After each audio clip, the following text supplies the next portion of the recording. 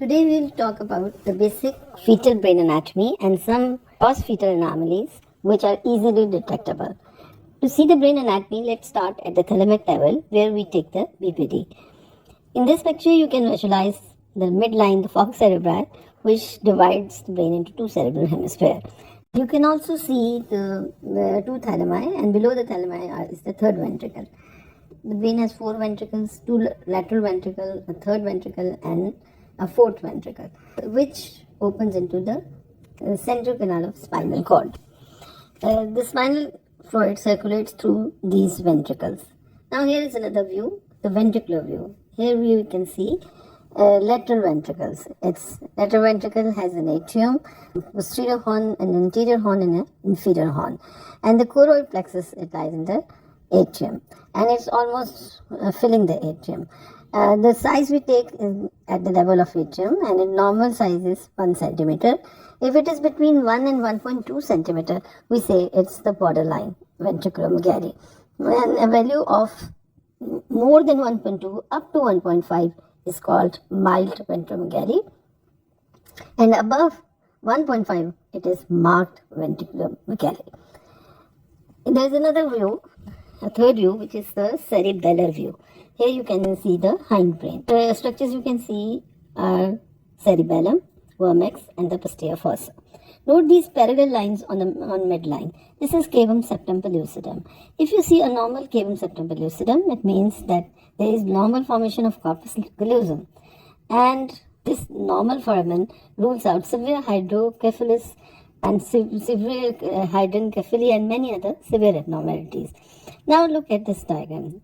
These are the ventricles and they are communications. So any obstruction can cause accumulation of CSF leading to ventriculomegaly.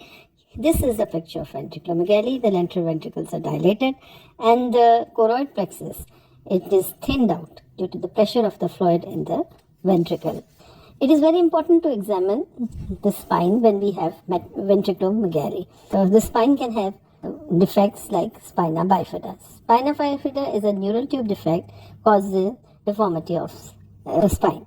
The spina bifida is of three types. The spina bifida occulta, which is hidden, and the spina bifida with meningocele, and the spina bifida with meningomyocele.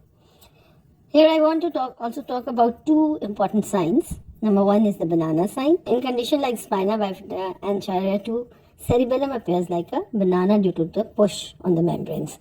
And the second sign is the lemon head sign.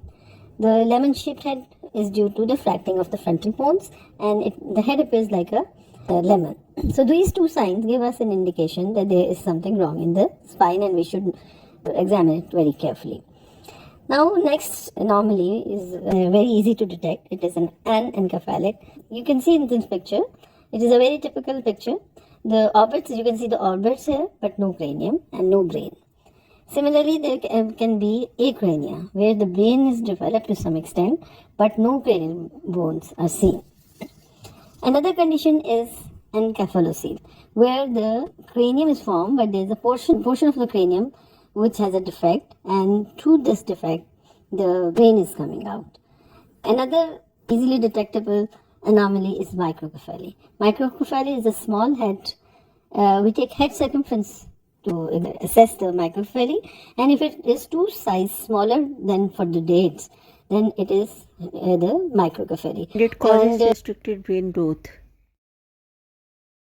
So there is a small brain along with the microcephaly. Thank you. This is all for today.